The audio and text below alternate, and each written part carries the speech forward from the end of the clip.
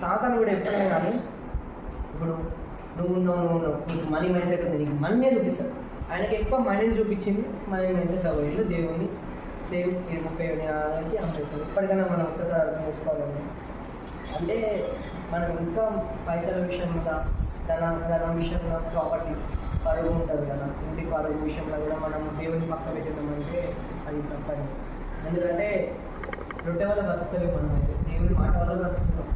ఆయనకు అందరం ఎప్పుడు ఉంటుందో పోయేది ఉంది తెలియదు, కానీ అప్పటివరకు దేవుని మాట ప్రతి ఒక్క రోజు ఈ కాలంలో ఎంతో మంది దాని ఇంకా మనం ఇక్కడ ఉన్నామంటే దేవుని కృప.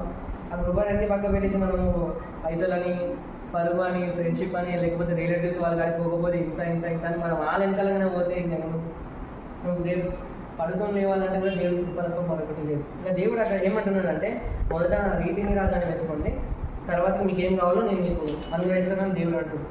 ఇప్పటికైనా మనము మానవ స్పందాల విషయంలో మనం ఇంకా